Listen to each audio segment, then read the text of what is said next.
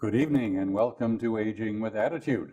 My name is Alan Levin and our guest this evening is Christine Schroeder. She is the Executive Director of the Hope Cancer Ministry. Good evening, Christine, and welcome. Good evening, thank you. All right. I hadn't heard of the Hope Cancer Ministry. Explain, what is this? What do you do? Well, we were established in 2000 by a man who got cancer. He was a local realtor in Charlotte, and he realized that there were no spiritual or emotional support systems from a Christian point of view in the Charlotte area. There was hospice, which is end-of-life care when you have cancer, but there was nobody to really go through the journey with you when you got diagnosed with cancer to help you, your family, and kind of take you through the journey. So him and his wife started Hope Cancer Ministries. It was very small in the beginning. We have now been around for 11 years, which is very impressive from a charity standpoint, because if you reach the 10-year mark in charities, that's usually a kind of the golden rule that you're going to survive the economic times and different things like that.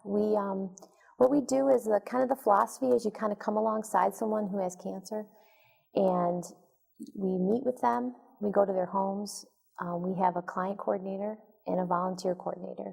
The client coordinator and the volunteer coordinator will go into the patient's home. We get referrals from physicians, from churches, from friends of us. If you were a former client or you knew about us from a friend, you call in and say, hey, we'd like your support.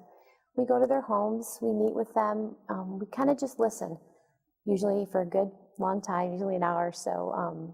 When you have cancer and you're in that situation, it's really important to have an objective person to talk to. So sometimes we have kind of become that opportunity for someone to really unload what they're going through. So the client coordinator will meet with the patient.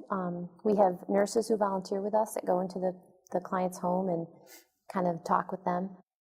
We do referrals. We'll refer to hospice. We'll refer to other cancer support ministries in the area.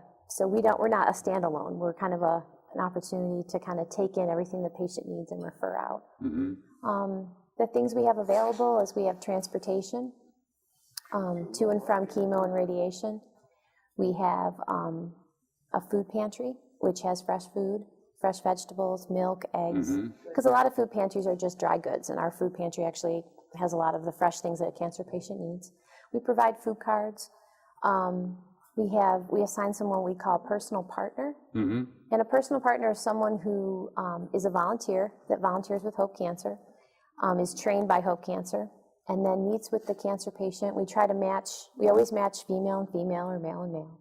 We always try to have that person kind of be in the same geographical area, similar interests, and that person comes alongside that cancer patient and kind of walks with them through the journey. And it really depends on the two people how involved they get, as far as do they meet every day. Let me just interrupt, just to kind of summarize. So I gather that the main thing that you do is you provide sort of like, life support's the wrong term, but you provide food, you provide ancillary, daily activities of daily living services for cancer patients who are bedridden. And their families. It's kind of for everybody. And for the family as a whole. Okay. So that would be the main thing. The title, yeah. Yeah, right. Okay. Are there other types of services that you provide? You get referred by churches and things. Talk about that too. So the other services we provide is we have a prayer ministry. We have people come once a week, and we have a list of people that we pray for. We have a card ministry where when you become our client, we'll assign you to a volunteer, and they'll send you cards on a weekly basis of encouragement. We have many different books and resources and materials available that we offer to the cancer patient. And it's not just for the patient, it's for the whole family. Right. Because it really, it does happen to the person who has cancer, but it affects everyone, their close family members. So when we go into a home, we'll have, our volunteers will support the cancer patient, and then we'll also have volunteers support the caregiver as well. I understand. And it's obviously there's different needs, but we have them support both. The way I always look at it when I describe Hope Cancer, if you were in an elevator and I had a minute to tell you what Hope Cancer was, is we come alongside you and your family through the journey of cancer. We're here right now. We're not raising money for the research. We're not raising money for a cure. We're here right now, right here, the minute that you need us, helping you get through that journey. Okay. All the way. And this would either work for end-of-life patients or patients who are not end-of-life, but maybe who are going through maybe a difficult treatment process or something like that. We get people at all different places. Right. A lot of times we'll get referrals and we'll go visit with the family and the actual person who has cancer, and we'll find out that person doesn't need us right now, but now they know we're here. Okay. They're doing well. They haven't started treatment yet. They just found out they had cancer. They use our website as kind of a resource. Okay. They find out everything we need. And then later down the road, as things become more difficult or the treatment becomes more difficult or things change, then the person will then call us back and say, hey, I need you guys now. And sometimes we get referred people, towards the end where the diagnosis is terminal and the family and the person needs support, and we come in. It doesn't matter. We come in anywhere along the way. Our mission is to provide emotional, spiritual, and practical help to people who have cancer. Emotional, spiritual, and practical. That's certainly needed for a lot of cancer patients, particularly, I would think, either end of life or people going through really difficult treatment. They're on chemo and the side effects are really brutal. They are. Yeah.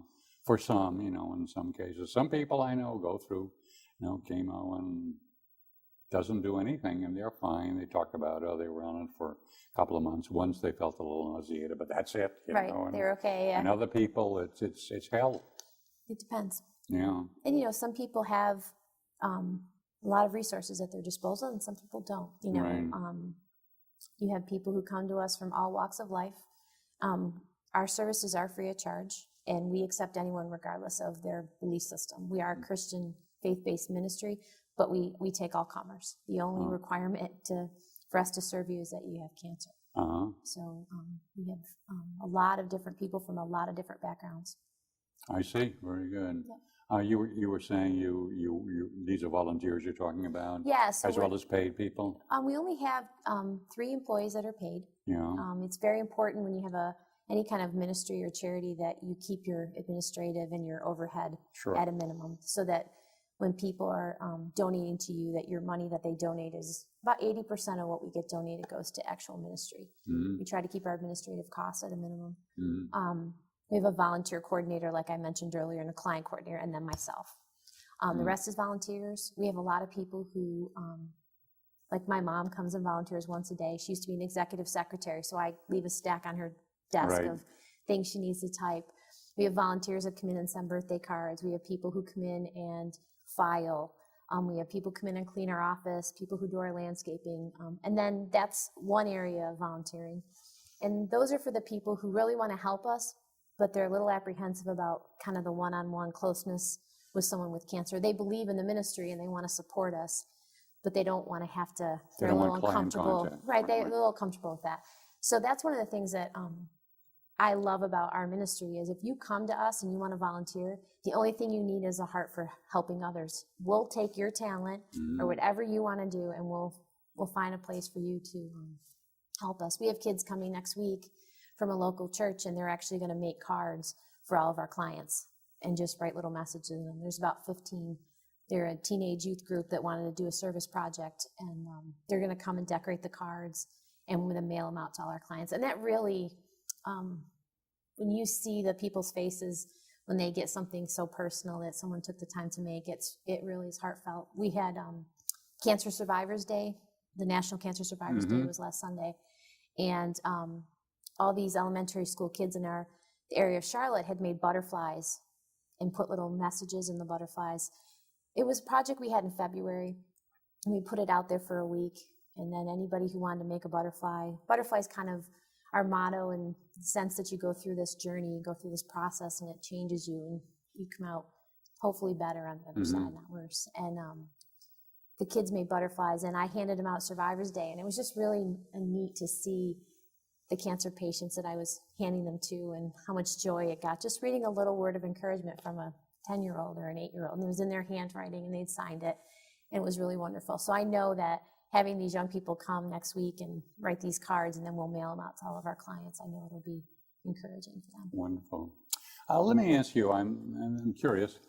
I don't know if you've had enough client contact here to be able to maybe give an answer to this, but which, if either, do you find to be the greater problem with patients, particularly those in the end-of-life situation? Do you find depression or anxiety to be the greater problem, or can't you say?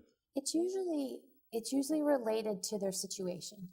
If you have someone that has good support systems and they don't have a lot of worries regarding finances or children to care for, Right. if you can support those needs, the cancer patient tends to be able to take the time to process and deal with what's happening to them. Right, right. Where we find the most heartbreaking and heart-wrenching stories are when you have young mothers with children and they're single moms and they don't have good support systems. Or you have an elderly person who maybe has a disabled child or another spouse that's also sick that they've been caring for. And they have a lot of anxiety over that. And that's that can really be an impressive thing that we can do if we can come in, or a volunteer can come in and make a meal for that spouse that the person with cancer is worried about, or get services involved so that we know that their kids or their disabled child will be cared for. Because sometimes it's not necessarily doing something for the patient, but it's doing something to help relieve them of all those worries and responsibilities that they have taken care of in their life, to allow them to rest. I know that it might be counterintuitive because you think you're doing for the patient, but a lot of people have responsibilities and they just need to know that someone's going to take care of those things. So I think anxiety comes if there's a lot of undone things or responsibilities that they are afraid unfinished business or pressing business that they're no longer able to take care of, and that you were sort of at least temporarily taking care of. Try to, and a good example is when I first started working at Hope Cancer. I started as a volunteer. My dad had cancer, and he lives up in New York State, and I didn't know what to do, but I wanted to be involved. So I went to Hope Cancer. A friend of mine volunteered there, and I volunteered, and I got partnered up with a young woman, single mom. She had breast cancer, and the cancer had returned, and it was brain cancer this time, and it was terminal. And she had 2 young sons, and it was Easter time. And I went over there, and she was very distracted. And usually we talk, and I would like help pick up a little around the house, and she would give me little chores to do, and I would, read the Bible to her because she had trouble seeing because of the cancer. Just comfort her. And she was a little anxious about her sons. And I said, what's wrong? And she said, well, my mom and dad are coming to pick up my sons for church on Sunday, and their hair looks terrible. And I said, so they need a haircut? She said, yeah. And I said, well, where do they get their haircut? And she said, she told me where it was. And I went down there. I took the 2 boys, and I went down there, and we got their haircuts. She gave me the money, and she rested the whole time I was gone, and she was much more relaxed when we got back. Something just that simple. I mean, it didn't cost me anything but time. All I did was go down and sit there and wait for the boys to get their haircut, pay the bill that she had given me, and brought them back home. And just something that simple. She was worried about because she didn't want to be embarrassed to have her kids go to church. That's what people get worried about even when they don't have cancer. It's true. Little things that they have to do, and oh my gosh, when am I going to do that? And I got to do this, and I got to do that. And that stirs up anxiety. When people are well and healthy, they eventually schedule and they get the job done, and that anxiety goes away, and something else will come along tomorrow. But when you're helpless, you're unable to do these things. And, it's and you lay there and you physically, I've heard cancer patients describe to me, I can't do it. I want to get up. I know I've always been able to do these things, and now I'm in my bed, and no matter what amount of determination I try to stir up inside me, my body is not cooperating. It can be very difficult. You're sort of a support, a belief I've had for a long time about cancer, and that is that it's not really the fear of death that triggers the anxiety. It's all these related things to it. And you mentioned a number of them. Oh my, what's going to happen to my kids, and what's going to happen to my poor wife, and what about this, and the house, and where will the money go? That's really what, and sometimes the mind fools you into thinking, you're just afraid of coming with cancer. But I think people really have kind of resolved that somewhere in their life, that they know it's going to come to an end. And that's really kind of the okay part. The not okay part is all this other stuff that you referred to, this pressing, unfinished, and unfinishable business. That they can't do and they need help doing. But it's not really the fear of death per se. Not that I've seen in my experience. Right. I think they're more concerned, most people, I mean, there's always exceptions, but most people are more concerned about the people around them and what's going to happen. Right. And we kind of come in and we try to leave as much of that as we can. Right. You know, we have a meal ministry. We have people go deliver meals, and we have a good example is on Friday, we have a woman who lives in North Davidson, and my daughter has an art studio in North Davidson. Mm-hmm. So we have a volunteer who delivers the meal to us on Thursday at the office. Mm-hmm. I give it to my daughter Thursday night, and Friday night she delivers the meal over to this woman's house because it's only a mile from her studio. Right. Because the daughter who normally comes in on Fridays and cooks the meal needs a day off. So what we provide is a respite for the caregiver, makes the patient feel good because she knows her daughter's enjoying an evening out. Right. And she gets to see my daughter, who's 22 years old, and they both have an artist background, and they sit and talk for, half an hour about art, and they have a great time together. So it blesses both people. My daughter definitely comes back in a brightened mood. She sees life from a different perspective, and, the woman that she helps feels good because her daughter got a break, and she got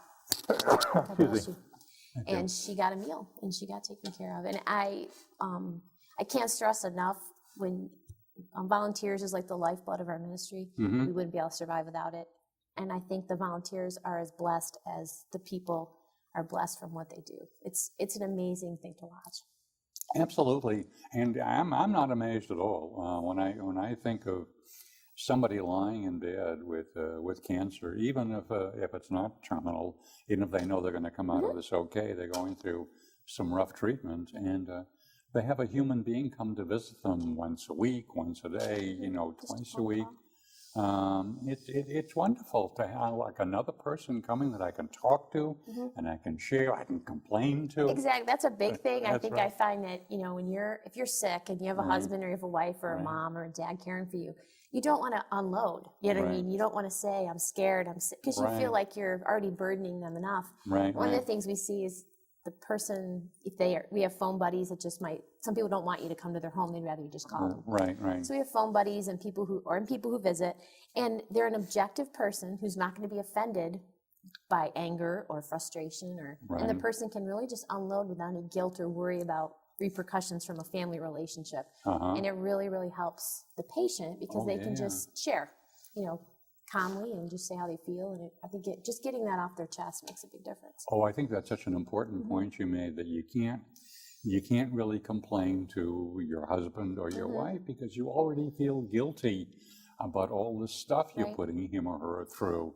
So you have to kind of keep your mouth shut. But when here is Miss Stranger comes in the house and she's helping you, you can complain to her, and oh, this is bad and this is the other thing, and you have somebody to vent to. Exactly. I don't know if venting really has any long-term beneficial effect, but it feels good for the short term. Yes. It feels good. Right? I think one of the experiences I had, I went to a woman's house, and I was just dropping off a meal, and I had a recent situation with my daughter, as teenager situations occur, and it was an upsetting situation, but it actually had resolved very well, and my husband and I made some judgment calls, and fortunately for us, we made some good calls, and the situation worked out well.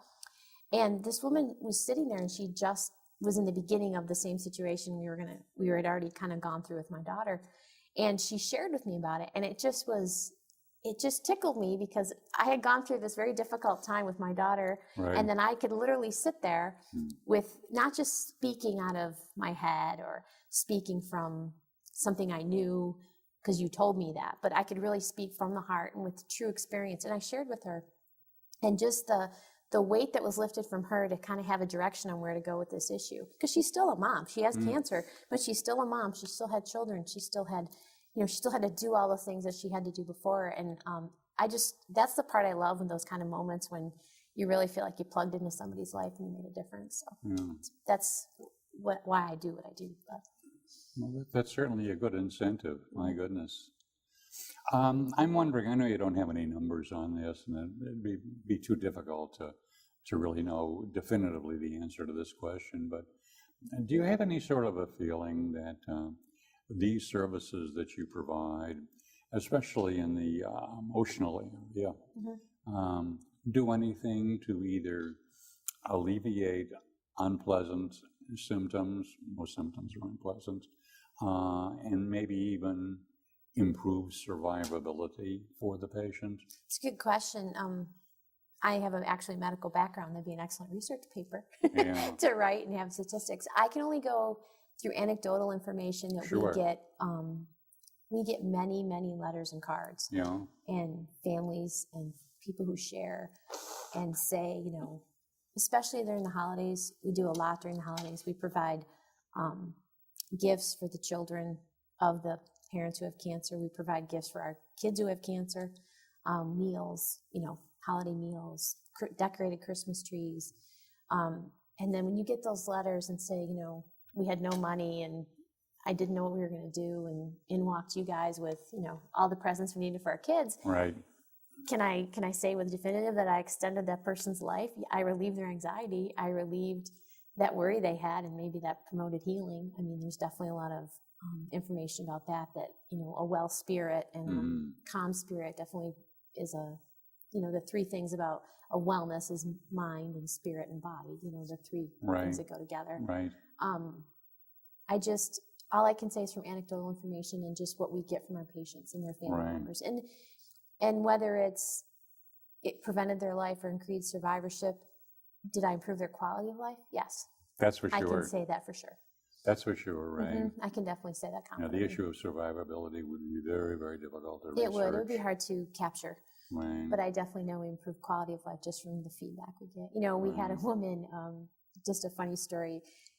When you have chemotherapy and you have radiation, your brain tends to not function as well. And you're going through a difficult time, and it can be hard to focus. And she called me last week, and she said, I paid my phone bill.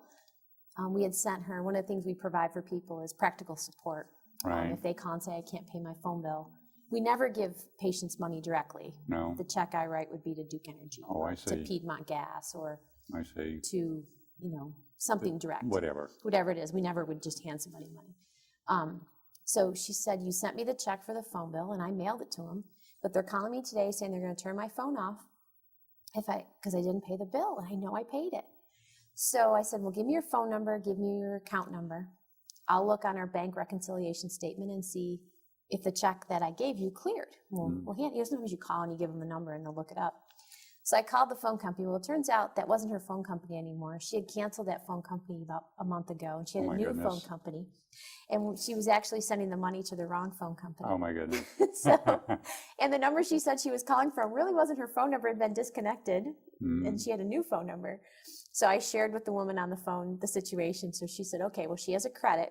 I'll send that credit to her, and then she can turn around and take that money and pay the phone company she currently is using. And she actually gave me the phone number. She checked the lines and gave me the phone number. Otherwise, I wouldn't have been able to return this woman's call, even though she was our patient, because the number I had in our records was the phone number from the previous phone company that she listed a month ago. My goodness. So when I called and explained it to her, I heard her son in the background. He's like, Mom, I told you, we switched phones a month ago. So I said, can I talk to your son? And I had him get on the phone, and I explained so he could re-explain to his mom, because I wasn't sure that she had caught everything I had said about the credit and that the phone was okay. And they said they would keep the phone on until she got the money. And so that's a humorous story, but it's still a good one, because we were still able to help her. Keeping her phone on is very important to keep in touch with her doctor and family and check on her. And, if someone loses their phone, that would be a very difficult It's a funny story, but at the same time, it does illustrate how difficult it is for the cancer patient living by himself to go through some of these treatments, that radiation and chemo that may have, some discombobulating effects on themselves. And we're there. We're a phone call away. That's and that's what, she knew to call us. She dialed my number and she knew my name. And she said, Christine, I don't know what to do. And you sit down, you kind of settle in your desk, you open up your pad of paper and you talk through the situation and you try to connect the dots and figure out. Because, sometimes they have the pieces of the situation and you have to kind of try to figure out what's going on. But it shows how important you and your organization were to her. I think it is a good example. That she couldn't remember what phone company she was dealing with, but she sure knew about you. She did. So she called me and said, help me. I don't know what to do. They're going to turn off my phone. And I have to say that when you call, I'd say for the most part, when we call power companies or different organizations that we're trying to work through, if we explain who we are and we explain the situation, very, very helpful. I mean, Yeah. more so than I think they would be if I Right. was just the average person on the other end of the. You know, something just popped into my head. Let me just take a little wipe here. Dog therapy. You know, I think that if I were bedridden with cancer, whether I was going through the side effects or terminal, if somebody came to visit me and they had a real cute dog, especially a black lab, which is my favorite breed, but I'll take a golden retriever. Okay. If somebody came to visit me with like a dog therapist, I love that term, and I think this would be like a wonderful quality of life enhancer for the time that the person and the dog were there. Ever thought of doing that, or something like this feasible? It's very, from a thought process, very Yeah. feasible. From a concern medically, not so much. Not a good idea. A lot of the patients that we have are immune suppressed, Yeah. and animals, cats and dogs can Oh, carry I things. see. And Oh, they bring things in. now, if when you're on the other side of it, Yeah. and maybe just kind of trying to put your life back together and you know, doing better, I think that would be a good idea. I know that in the hospital, because I have a medical background, that they do bring the dogs into the hospital, into nursing homes. I know that's a huge uplifting, and I know some nursing homes actually keep cats as pets that literally live in the homes to visit with the patients. Sure. So I do know that is beneficial. But no, I never thought about that. Yeah, no, I think that was, I was in a hospital, I guess about a year or two ago for a fairly short time, and someone came into the room and asked if I would like a visit from the dog therapist, and I said I'll vote for that. Unfortunately, I got well too quick, and I was discharged before the dog therapist and his or her trainer ever came. But I was sure looking forward to that. That's more nothing really picks me up. I think, well, maybe that's too strong a statement, but a dog certainly does an awful lot to pick up. They love unconditionally, which is definitely true. That's right. That unconditional love. That's super. Well, Christine, this has been a wonderful half hour. I really learned a lot about an organization I didn't know anything about. This has been Aging with Attitude. We air the second and third Saturday evening of the month at 8:30 p.m. And our guest today has been Christine Schroeder of the Hope Cancer Ministry of Charlotte. You be well.